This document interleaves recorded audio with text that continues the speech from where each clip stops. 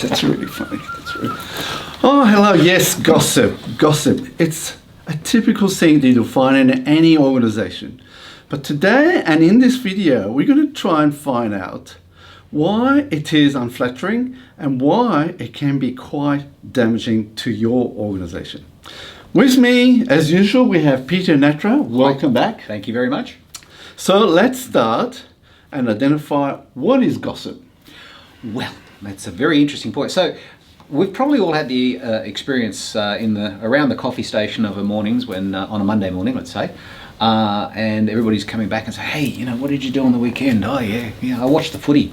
"Really? Did you see that pass?" "Oh man, he really should have caught that ball." Okay, we're already starting to talk about the football player. Goes on for a little bit and then by the way, do you know about Joe? Have you seen Joe around the stationery cabinet? And we're off into a whole different tangent. And this is the slippery slope of gossip. We can start talking about stories. We feel good about it. We've got something to contribute, and next thing we're looking for another topic, and it suddenly becomes gossip. So the key question then: why do people gossip? Is it just because it's just a normal interaction of the day to day? I think normal for some people, normal for people who like there is actually an emotional payoff. If you can deliver something to another person that they go, "Oh wow, gee whiz, I didn't know that," then there is this bubble of, well, I've done something, I've told somebody something that was really they never heard of before. I mean, this is the innocent version, of course. But then that turns into a ping pong match or a tennis match, if you want to call it, because, well, you told me a story, I've got to come up with a story. Did you hear about Fred? Yes, yes, yeah. So what is the underlying behavior? So the motivation behind the gossip? To be better than or to be higher than somebody else in the station. We're more holy than that person, or we're more pristine than that person, if you want to use that word. And it's also attention seeking. So someone who really gossips well, they sort of attract quite a few followers. You know, tell me more. Yes. Back in the day, it used to be called the gossip gland. We're working the gossip gland. Oh, okay. In what environment does gossip thrive? In an environment that allows that to happen. I think there's organisations out there that say, okay, look, you know, and part of the interview process is, you know, when you're talking to somebody, do you tend to get roped into conversations? And that's always a very interesting leading question, because it's implying that we don't tolerate gossip. We can have the normal, the footy was great, blah, blah, blah, but then move into it. Some organisations, you can spend the whole morning talking about things that have absolutely no meaning or bearing on what you're supposed to be doing. So this is a question we talked about before, but is it a stage where it sort of crosses the line, where it becomes abusive? Yes. You know, I don't know if there's anything that leads before that, but is there a line, like a virtual line, where that is? Yes, and there's actually two lines. The line number one is people can say, "Oh, it's just very innocent gossip. We're just talking about the weather. We're just talking about the politicians or the royals or whatever it might be." But that's wasting time. You're actually robbing time from the organisation. So that's a soft kind of crossing of the line. The other crossing of the line is now when we are talking about other co-workers, or we're talking about clients, or we're talking about other significant people to the organisation, and we start talking. The word salacious comes to mind. We start talking salaciously about them to trade off on. Yeah. So that leads me to the next question, which is, you know, why or how does it get from maybe sort of a general gossip that you have on a day-to-day to something that's quite poisonous? What's the instigation that leads to it, and why does it? Well, let's pick on poor Fred again, right? Yes. So if I tell you something about Fred and you go, "Really, that doesn't sound right," like, I won't look at Fred the same way again. Now, you need to interact with Fred. What happens? You now are interacting with Fred with that concept in mind that is probably furthest from the truth. So your working relationship with Fred is now tainted. And that can roll on forward. And the other, that's probably the most insidious form. And you start treating Fred differently, and Fred's going, "What's wrong? did I not put deodorant on? Yeah, yeah. But could you get a sort of environment where you could have a number of people that are sort of trying to up the game? Absolutely. Yeah. Absolutely. So the gossip stakes are competitive. They Yeah, really yeah, are. yeah. And you get gold medal winners. God, okay. Now, so let's reverse it just as a side question.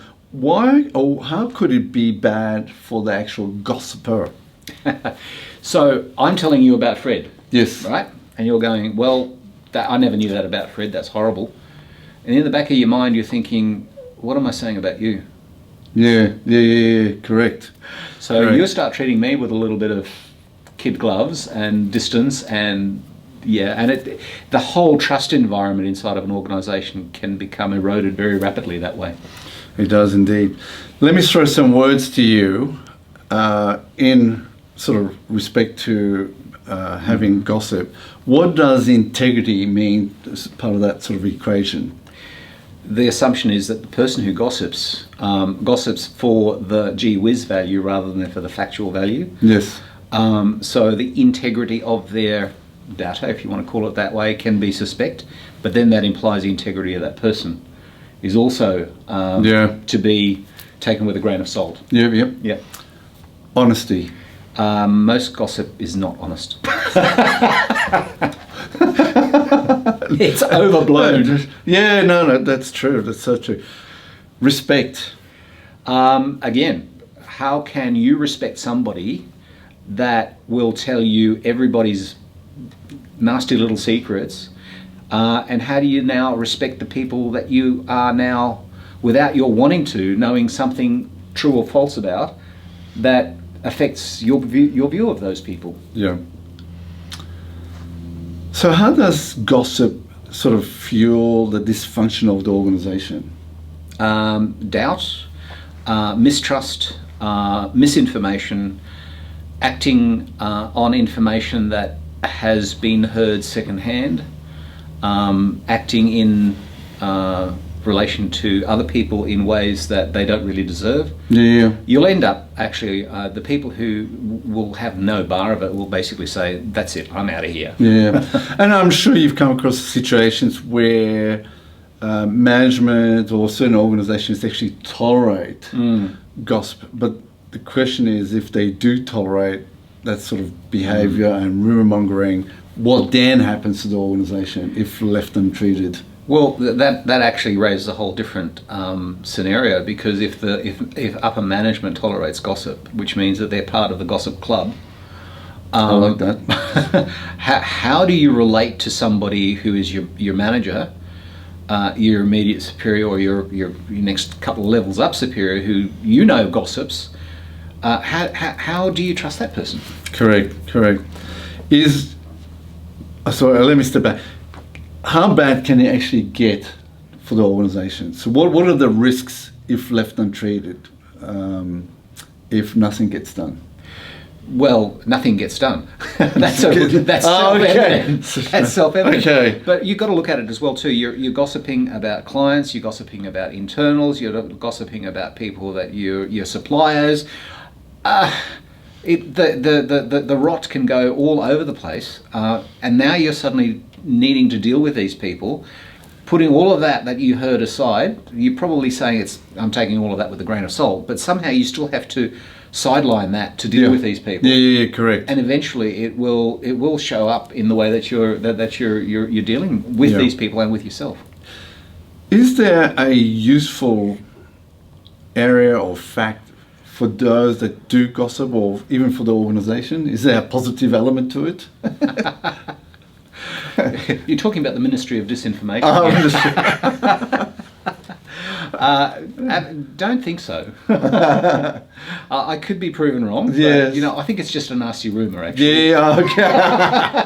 I'm a comedian today.